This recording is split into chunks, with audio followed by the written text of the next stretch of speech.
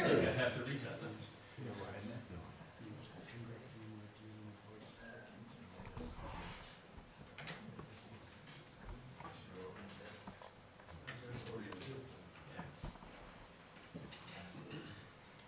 Okay, so if you've been in the club a while, you've already had to suffer through some of this twice. So this is going to be an update. I'll try to. I won't subject you to as many of the videos of stars blinking out as I did last time. So. And of course, the images are from real live people. Okay, so there's a lot of stuff flying around there. Every once in a while it hits us. So my excuse for doing this is Planetary Defense. The dinosaurs didn't have a planetary defense system, and it didn't work out so well for them. So it's a good idea to keep track of the junk out there. And asteroid occultations sort of help do that. And that's my justification for getting equipment and stuff. So there's all this junk out there in the solar system. Of course, I'm ignoring the icy stuff that's far away, the trans-Neptunians, the Kuiper Belt, the Oort cloud objects. But actually, those are done in occultations too. The trouble with the trans-Neptunian objects is they move so slowly from our point of view that it's rare that they pass in front of something and you get to do one. But there's so many of them that that we're discovering now that you do get some fair chances for that. But there's, basically billions of asteroids, and you would think that the chance that an asteroid would pass in front of a star from our point of view here in Santa Barbara would be pretty rare.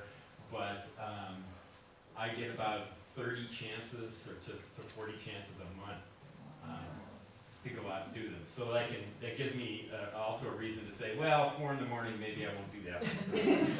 There's a nicer one tomorrow at 11 p.m. or something like that. So these chunks of junk are moving around out there, and I apologize, this one has been in the other 2 presentations too. There's chunks of junk, floating around out there, and amazingly enough, lots of them look like ducks, as they orbit, they will pass in front of a star from our point of view. So that's what I'm trying to catch, is when the star winks out as that object goes by. Now, this is really not to scale. From our point of view, that star is just a tiny pinpoint, and of course so is the asteroid. But the star is much, much, much tinier from our point of view. So basically, you don't see any dimming usually, where there's a partial bit of the star still showing. Usually it just winks out.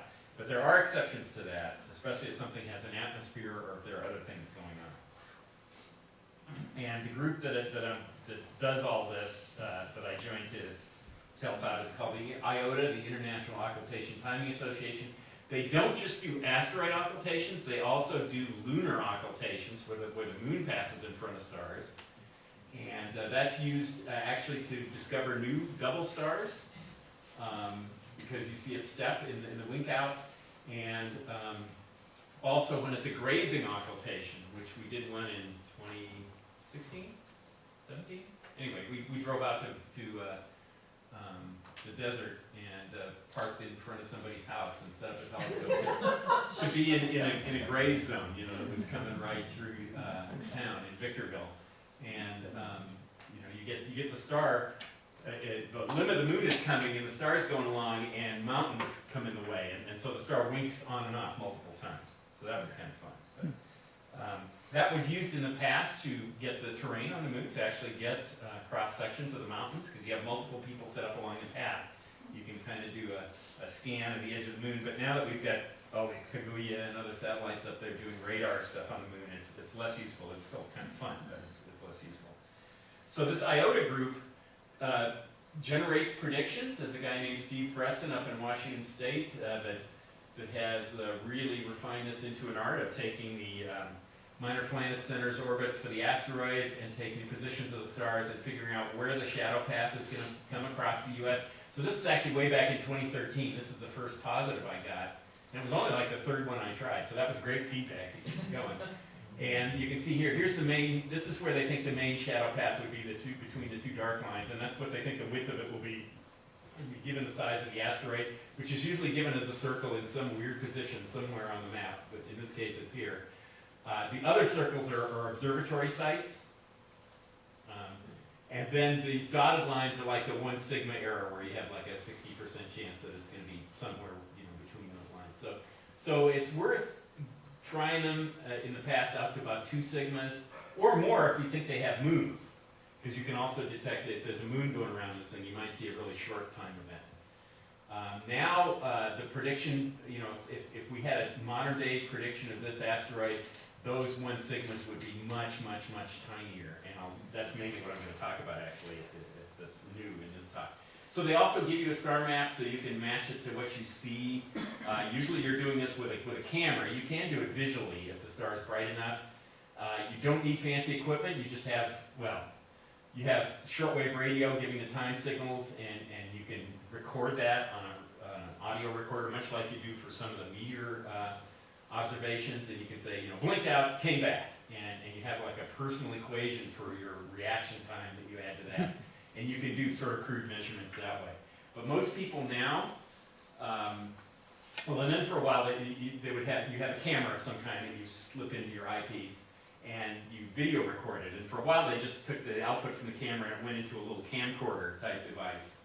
But now the camcorders have a tendency to actually do processing on stuff before they stick it on the tape, and that ruins some of the integrity of the data. So, and the cameras that don't do that are getting old and breaking down, and so now everybody's going to actually just sucking it directly into their laptops, or just stick computers. They're the Intel little stick computers that are tiny, that you can run off batteries, and people set up multiple stations and do it that way if they have multiple scope systems, and we'll look a little bit at those. So it shows you this is the star it's going to happen to, gives you an idea what the magnitudes of the various stars are, 30 arc-second field of view here, 30-minute field of view here. So basically like the full moon. And then you can also just yourself in a planetarium program put the field of view of your camera and get a good idea of what to expect when you're on the target field.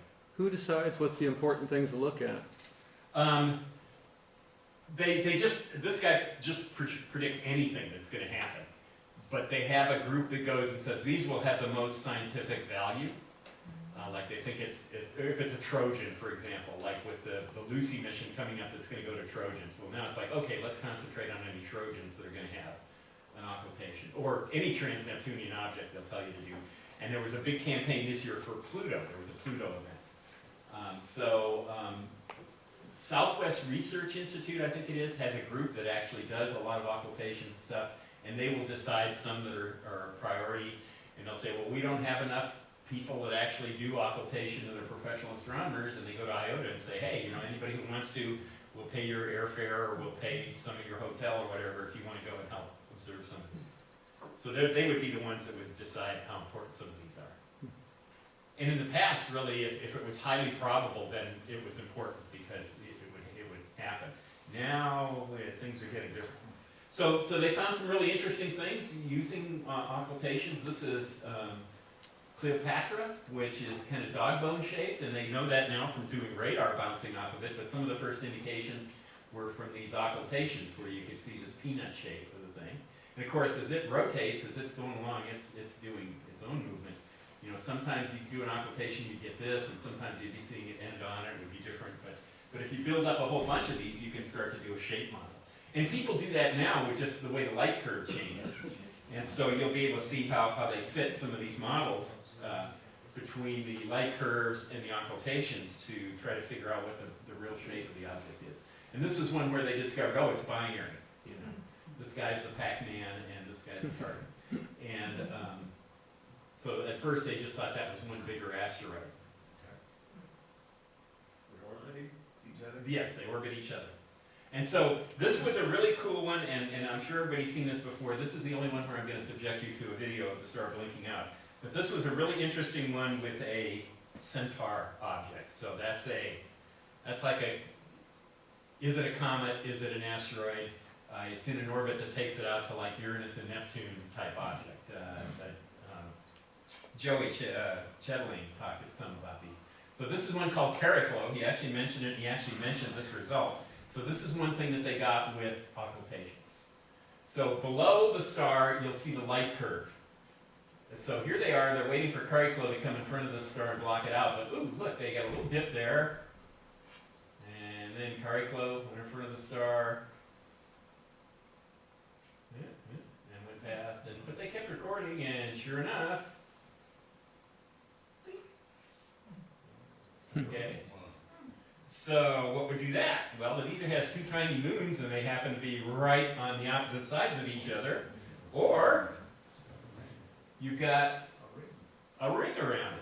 Okay, so it's got a ring of debris going around, and they've since found another centaur that has a ring around it. So it looks like rings are fairly common, even around little tiny pieces of gel.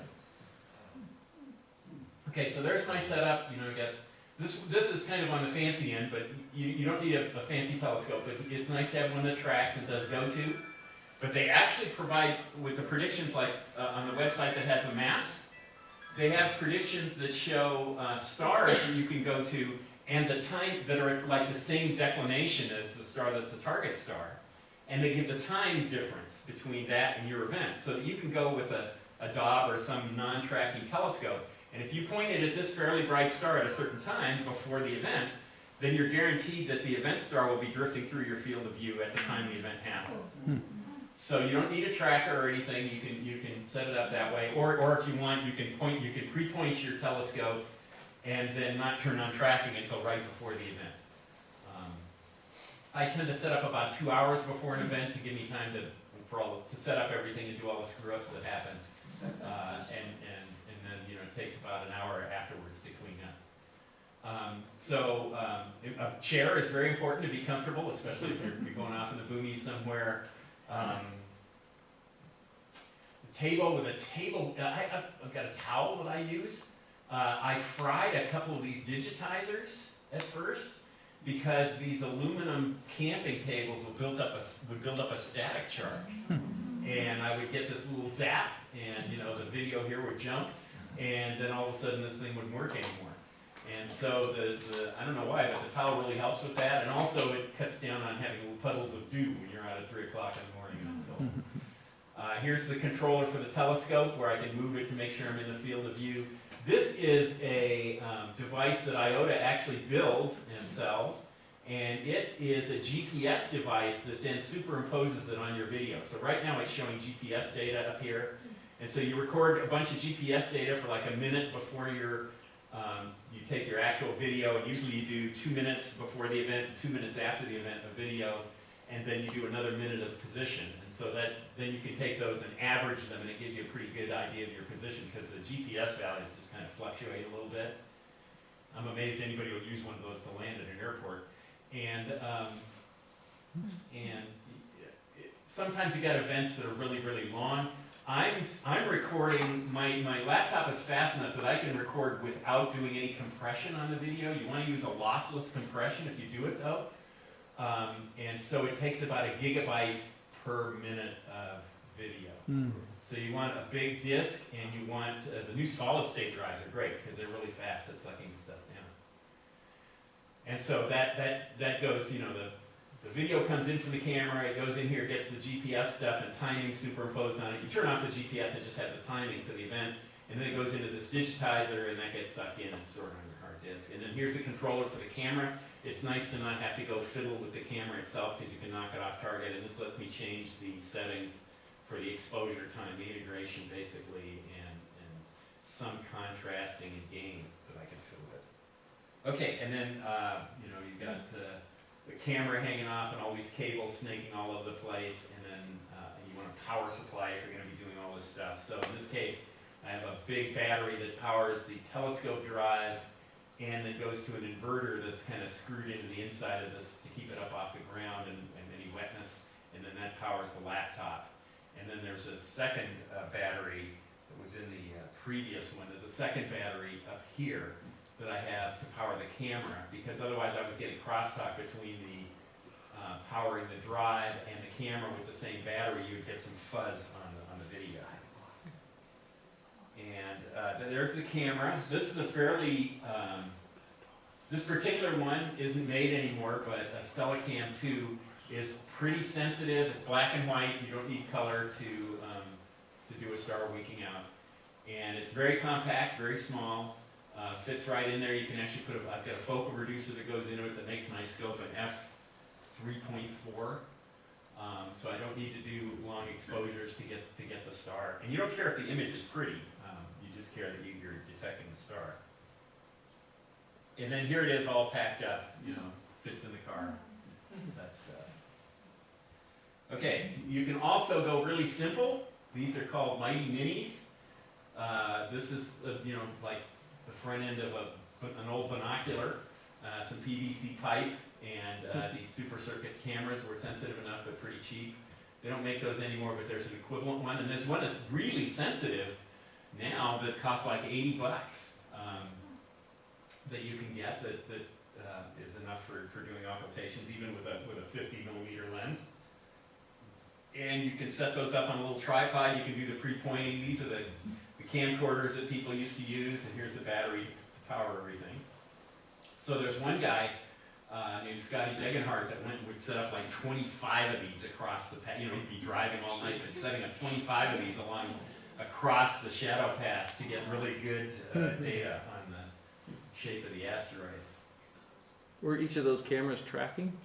Or No. Preset? No, you pre-point them, and then you just leave, and you hope nobody, no coyote comes along and chews on them or anything like that. Or somebody picks them up and runs off with them. There's also, what I use is great, there's this website called astronometry.net. You take a snapshot of the star field you're looking at, and you go to their webpage and you submit it as a PNG, just a portable network graphic.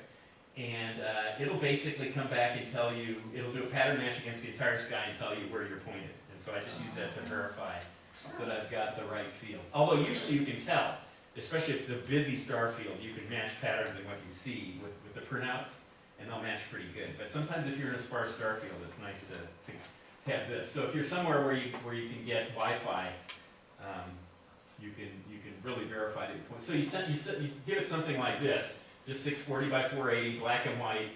In this case, that was the target star. And, I'd done some matching of this pattern. I was pretty sure it was right. But you submit that there, and it comes back, and it identifies for you, here are the stars. And it also, on a text page, gives you the exact right ascension and declination of the center of your image, and how wide it is, and how it's rotated relative to north and south, and all that stuff. So you can figure out right where you're pointed.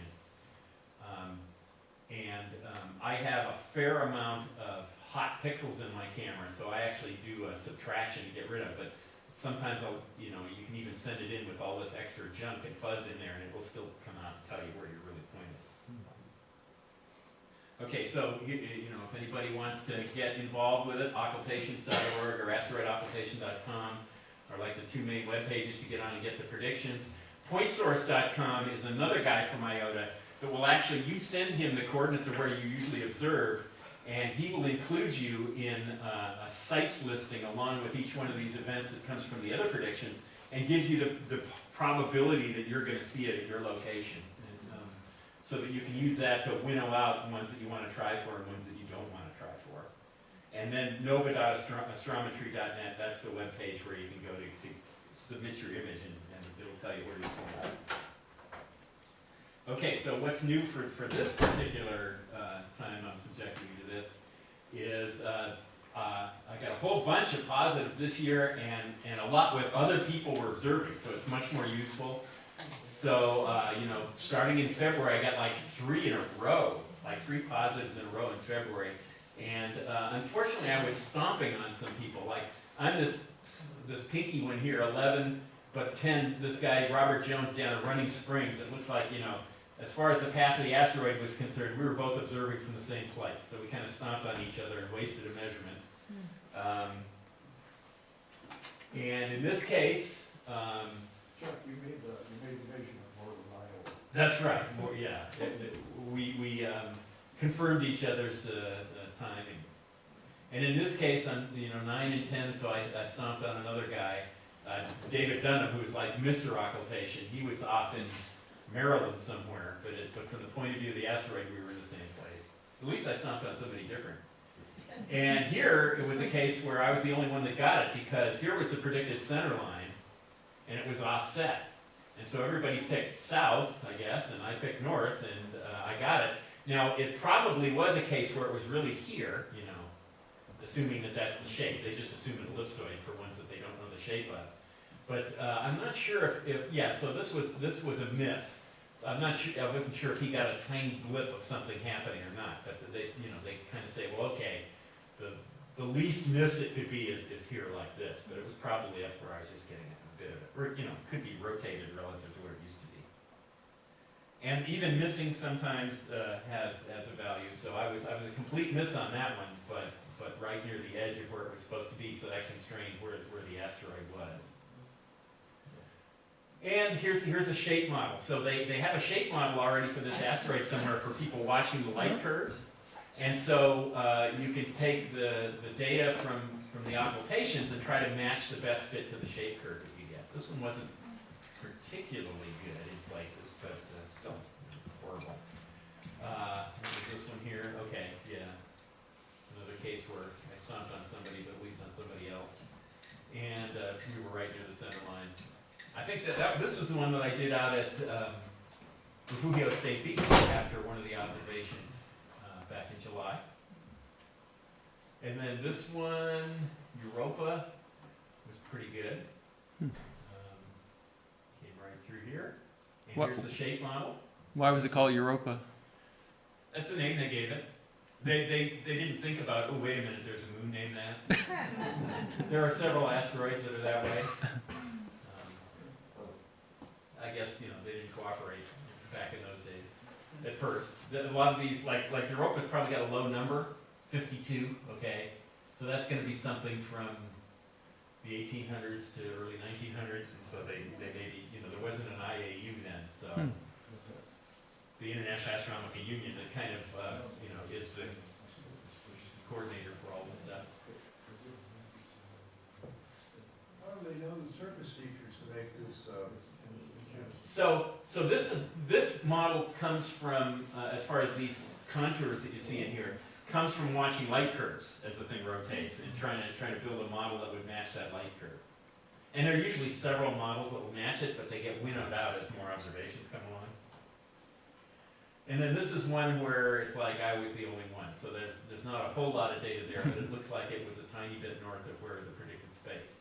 And so this helps them refine the position of the asteroid and or the position of the star. And this year, things went way up. So one of the things they did in August was Pluto. Pluto was going to pass in front of a dim star, and they wanted people to get occultation data for it. So I went out and did it. Here's the predicted path. So we were in nighttime, and you know it wasn't exactly centered right over us, but you know we were in the shadow. And they had very little error. Because we just had the New Horizons fly by Pluto, so we had a pretty good position on Pluto. All the error would have come from the star position. And there it was. There's the target star. So as you can see, the pictures aren't pretty, but as long as I could detect that little bit of stuff in there in the video, you know, they could figure, you know, when it was analyzed, you could see when it dropped in brightness, and it was pretty noisy because it was dim, and I had to do long integration on it, and it was a night when there was wind and stuff. But the dark blue is Pluto, or the star that Pluto's going to occult. And then the pink is just a background star to show how much noise there is in everything. But, you know, with enough analysis, they pulled out a light curve for it. It's asymmetric. It's showing effects of the atmosphere of Pluto, bending the light. And there was some argument among the occultation guys that were doing the analysis as to what was the best level to say, this is where it actually hit the edge of Pluto, the body, or how much is atmosphere. And it turned out, one guy said, oh, well, it's when you reach the minimum, you know, somewhere in here. And that's when you actually hit Pluto. But it turns out with the atmosphere there, it's refracting the light. And so the best spot was where the level dropped 50%. And that was where the star actually had gone behind Pluto, but the light was refracting out through the atmosphere. And people who were right on the center line got a little bit of refraction at the edges, and then when the star was directly behind Pluto, they got a flash because it came around all sides of Pluto through the atmosphere to the light. And so they got little central jumps. And a couple places got double jumps, which is showing some of the structure in the atmosphere. So that was pretty cool. Mine probably didn't contribute a whole lot of knowledge because it's a 5-inch scope, and I had to do a lot of integration, but it was still fun. what was the magnitude of the star? The magnitude of the star was, it's going to be right on here somewhere. No, it isn't. Okay. It's going to be, oops, back here. Okay, the magnitude of the star was 13.0. And Pluto was 14 something, 14.7. Okay, and then here is the results. So a bunch of people did it. These are the people that got all the cool flashes and stuff. So you can see everybody mopped the center line for that. I was off more toward the edge somewhere up here. So the atmospheric effects were from this part of the limb of Pluto. So here's... Was Pluto round, or am I just sitting off center from the slide? Is it elliptical like that? I imagine it's probably slightly elliptical, and they probably just fitted an ellipse to the best. Okay. And then they're going to compare that to what they know Pluto is. I mean, this is the IOTA only results. This is not the real, there's a whole network of the professionals that did it too with much bigger telescopes. Okay, so I started in 2013 and I didn't try a whole lot, but I got 3 right away. So wow, I was pretty happy. And then I started trying more and more as I found more sources of occultations, some of which are very low probability or very low brightness stars, very dim stars. And so, it's kind of like 3, 4, 5, and then 2017, whoa, 7 out of 48, and then this year 10 out of 41. It's like, ooh, okay. So what's going on there? Well, it turns out, Gaia mission. So this is a European Space Agency satellite that they popped up there. You may have seen the picture they released, 1 billion stars mapped, and they just took their map of the positions of this and made a picture, and it looks like a picture of the Milky Way. So they're measuring like 1 billion objects. And they have 2 cameras that are offset with a very precisely known angle. And this thing is out there orbiting and wobbling. And as the stuff passes through the field of view, they can do very fine positional difference measurements between things. And so they're getting very refined positions on stuff. So they launched it in 2013. They've extended it to at least 2022. They think they have enough maneuvering fuel to go to 2024. They had their first data release in 2016, so that's why my 2017 totals managed to go up. And the second data release in 2018, that's why this year I got a lot better, because now the predictions are a lot better. They're mapping 1 billion objects down to magnitude 20. Is it infrared or visible or? They have multiple wavelengths and they have spectrometers. So this thing is doing all kinds of stuff, okay? So as far as the positional measurements of stars, they're doing micro arc-second positions and parallaxes for stars. They're getting the radial velocities and spectral types, the element abundances, and the positions and orbits of trans-Neptunian objects and asteroids, and they figure they're going to find about 10,000 Jupiter-sized exoplanets. And there's more, okay? So they can also measure the variability, because they're visiting each of these billion objects, like up to 70 times in the lifetime of the mission. And so they're going to get variability in stars with periods from 5 seconds to 5 years. They figure they're going to find 5 million classic Cepheid variables, 3 million eclipsing binaries, and about 20,000 supernovae. And just as a comparison to what we know now, the American Association of Variable Star Observers catalog is 342,000 entries. So suddenly it's going to go, millions. Okay, for binary stars or double systems, they're going to detect 40 to 60 million binary systems that they can resolve with this micro-arc-second precision. And the Washington Double Star Catalog currently has 135,000 pairs in it, and the U.S. Naval Observatory Interferometric Catalog has 83,000 things in it. So suddenly, everybody's got a big data problem. All those binaries would be in the Milky Way? Yes. Yeah. Okay, so the positional uncertainty for occultations, if you take the average asteroid belt object, this is, and project the uncertainties down to the Earth. The uncertainty in the star positions gives you about 100 kilometers of uncertainty for their shadows predicted on the Earth, and 300 kilometers for the asteroid positions. So these were less well known. But after data release 2, 7 kilometers for the stars, okay, that are in the Tycho catalog. 14 kilometers for others that they're not sure of the proper motion. So this just dropped way down. And if they haven't released their asteroid orbits yet, but when they do, it's going to go down to 1 kilometer for asteroids. So now the big problem for doing the occultations is going to be, if they say there's going to be an occultation, there's going to be an occultation. And where you have to go to see it, because it will be very precise where it is on the ground, at least initially, as time goes on and you're not continuing these measurements, it'll get gradually worse. But still, for a while there, it's going to be a case of, okay, now you got to pick which ones are important and which ones to look at. And that's going to be the things that they suspect have moons or binaries or things that missions are going to, stuff like that. And transient tuning numbers. But it sounds like you'll all be in the same park looking at it. Yeah. Well, luckily those are long lines, okay, so we'll be, but yeah, everybody in LA will be at the same spot. And this is a quote from one of their mission scientists. So they can measure the yearly motion of a star in the sky, which is less than the size of a pinhead on the moon is viewed from the Earth. So, This European craft, what countries were primarily involved in it, and where was it launched from? it was launched, I think, from Belize, from the European Space Agency site down there on an Ariane 5, and it's, I think the main instruments are Germany did some, we did some, and France were the big contributors to it, that I know of. England may have done some too, but I don't remember. So, thank you.